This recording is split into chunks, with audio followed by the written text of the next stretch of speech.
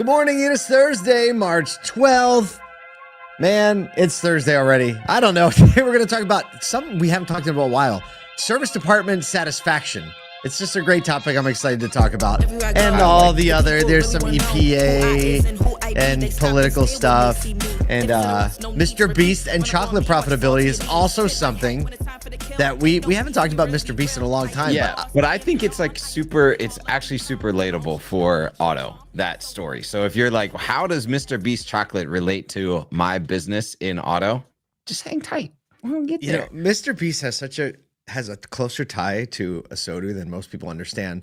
In some of the first early newsletters, the first emails that went out, we had a section called "What the Kids Are Into." Yeah, that's right. And this was back like when, we were writing the whole email every day, right? And what the kids were into was basically what my kids were into, that if you didn't have kids, a teenager, you wouldn't know. And Mr. Beast, and think of how much bigger he is now than he was 4 or 5 years ago. Oh my goodness. Right? And so I feel like we were kind of like a lot of people found out about Mr. Beast through ASOTU. Yeah. I don't think people understand all the things they found out from us. My goodness. I recorded a podcast yesterday where the person interviewing me reminded me of something we did. And I was like, oh, wow, you're so right. We did that. It's so wild. Yeah, I know. Well, speaking of things that we've done, we're coming up on 1,000 episodes of this show, that's a couple of things. Yeah, so we're going to do something a little special. Kyle's coming into Syracuse. We're going to record it live and kind of just take a moment to look back and celebrate the things that are worth celebrating. And if you're in this world, it's because we keep thriving people at the center, and all the insights, all the tech and everything else comes out of the human element of the business. It's always been the core of what we do. If you haven't seen it, by the way, we do have a docuseries on Amazon and Tubi called More Than Cars.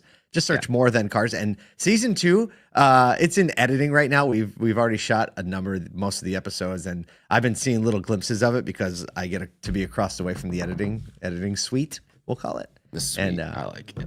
What else is going on? Oh yeah, a couple. We got ASOTU CON. Just a little thing like that. If you didn't see yesterday, pitch tank applications are open. So if you're interested in pitching your product or service to a room full of investors, going to be there, dealers, anybody that might be interested in what your product does for the industry, you can go to ASOTUCON.com/pitch tank, ASOTUCON.com/pitch tank, and submit your idea, your product, your service right there. Yeah, because ASOTU CON, brought to you by our friends at Reynolds & Reynolds and Goobagoo.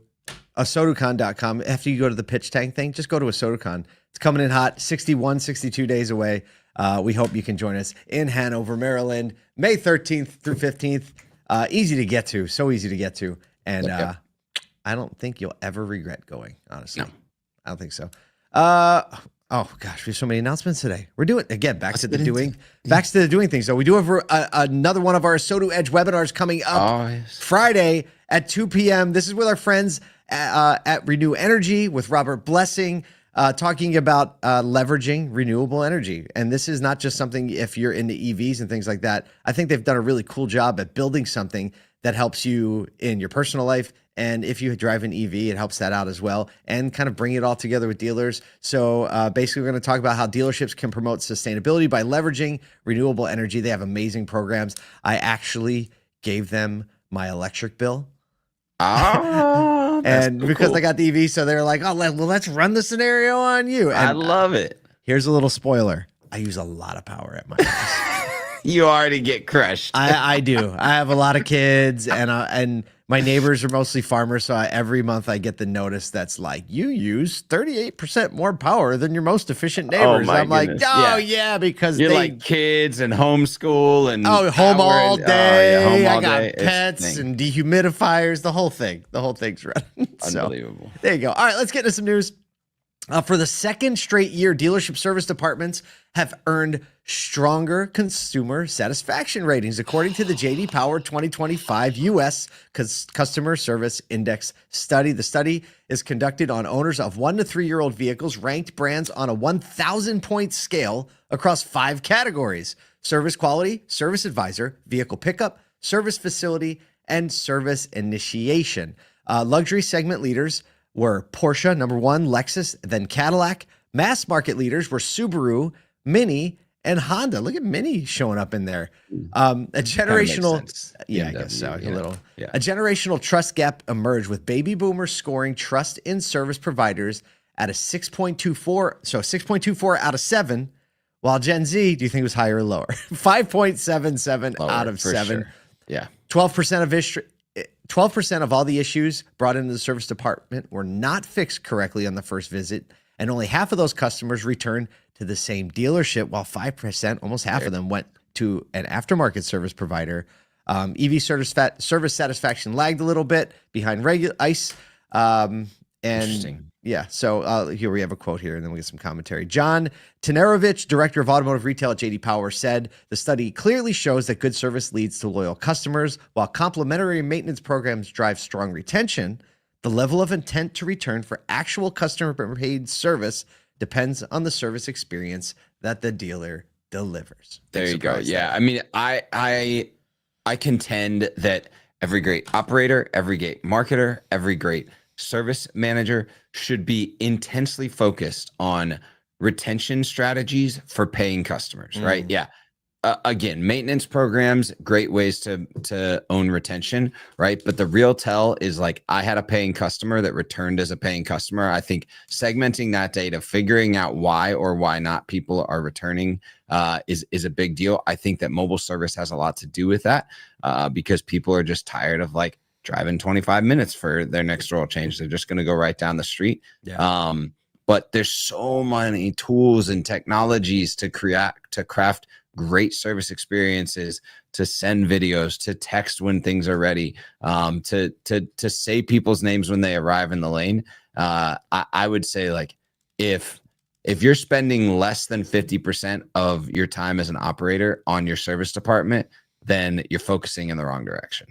You know, just thinking of is when you said text when things are ready. I mean, some of the basic lowest hanging fruit is just better communication, right? You don't need to spend another dollar.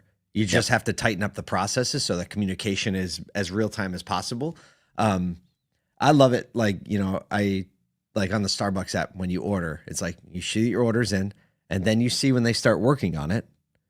And then you see when it's done. That's right. It's just a pizza tracker. Little updates, you know, and just knowing is like, if you know, like your car has been brought into the bay, right? As soon as someone checks it in and works on it, then you just know it's there, right? You're paying a little attention. If there's any questions or anything that come up during that time, you're already elevated attention.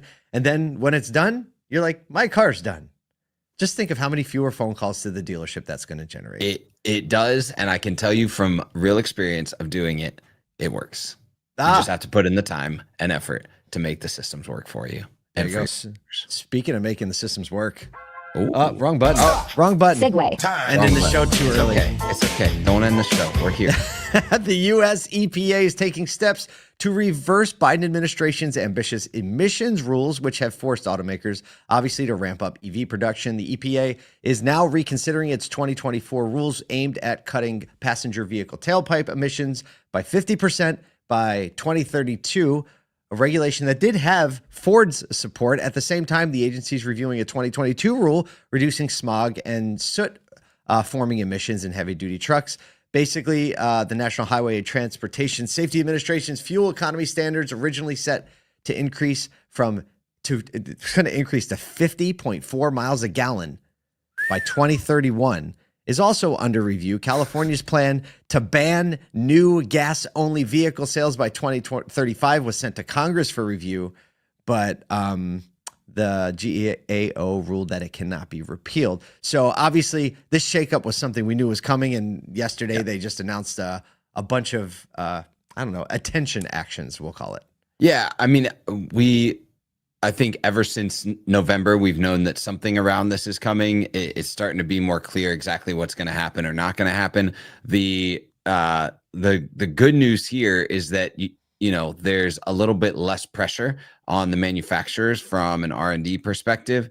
However, you know, a lot of these around like are really focused on getting to hybrids as being more ubiquitous across the industry. And so I still really hope, because we just see so much volume increase in hybrids. I hope that the manufacturers are putting a focus on that, because Toyota's proven that when you put a focus on that, you really win in this game. But again, the question mark is for those brands that have heavy truck sales, whether or not they can meet these. So should be welcome news for a lot of manufacturers, but I still think that the heart behind some of these rules is something that we need to be after as an industry, because man, I can tell you for me, getting 36 miles to the gallon in a van is a welcome gift. And when we have it, we love it. Yeah. No doubt. All right. Speaking of a welcome gift, Segway. who doesn't like a good chocolate bar? Mr. Beast may be the most subscribed YouTuber in the world, but his biggest business isn't content. It's chocolate. Crazy. His snack brand Feastables, which we actually talked about in one of those emails a very long time ago when it got announced, made $251 million in sales and $20 million in profit last year, while his main media ventures lost nearly 80 million. That's his 80 million. 80 million. Unbelievable. His high budget videos can cost sometimes up to $4 million and are hard to recover the expense with just YouTube revenue, obviously. The commerce division, led by Feastables, is now the most profitable part of Beast Industries and is projected to triple. That's right, triple in size by 2026. Good night. Company's raised over $450 million in funding and is currently seeking another $200 million, pushing its valuation past $5 billion. All started from a couple YouTube videos, fam. Look. Investors are betting on consumer products, though, not the viral content, with new snack brands, a cereal line, and a mobile gaming division launching soon. Whoa. The Bloomberg report said by 2026, media revenue will account for only 1/5 of Beast Industries' total sales. Look, I got the OG Mr. Beast Feastables. Look at box. that. You got the This Feastables. is Look at when that they cat. no, this is the OG. This is when they released it. Oh, just the Mr. Beast bar. It doesn't look like this anymore. Unreal. There's no candy in it though. We ate it all, but I kept the box. So I think this is several points on this. Number one, when I saw him on an interview, and he is a very obsessive person, and he says his success is really, he attributes it to him, his ability to focus obsessively on one thing. He said it's not great for his mental health, but he did talk about the chocolate company. He says, I was obsessed with learning about the chocolate business. He's like, and I know more about this business than anybody else on the planet. And he means it, like all the logistics, all the manufacturing, all the supply chains. And I think this is something where he understands attention, and that he turned that attention into a CPG monetizable thing. And this is the same thing we talk about on a much smaller scale about why it's important to build a brand and invest in content, right? This is a pure example of someone who understands it costs money to build brand and make content and build affinity.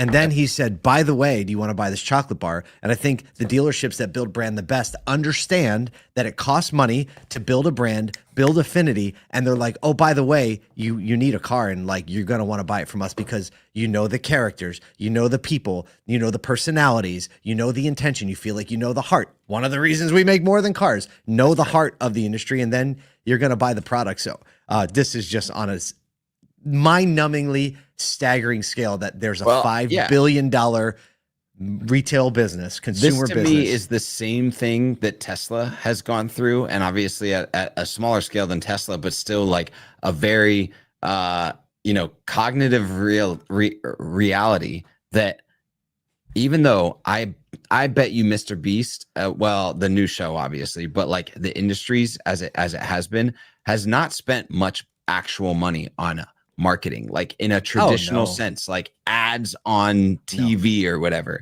right? All of the marketing is through the content. That's the brand play. It's actually very, very similar to ASOTU. Like, we don't spend money on quote unquote marketing. It's all of the brand stuff. So when you see companies like this that are putting money into content over ads, you see a much stickier audience. And so it's a direct relationship to any brand that is willing to put in the work for the long play, because you just get a YouTuber that can sell chocolate. I had to get the wrong button again for the second time. Great episode. Look, if you can't take one thing away from that, it's like that people are paying attention to the people things, not necessarily the data things all the time. So go out there, pay attention to the people. We'll see you tomorrow.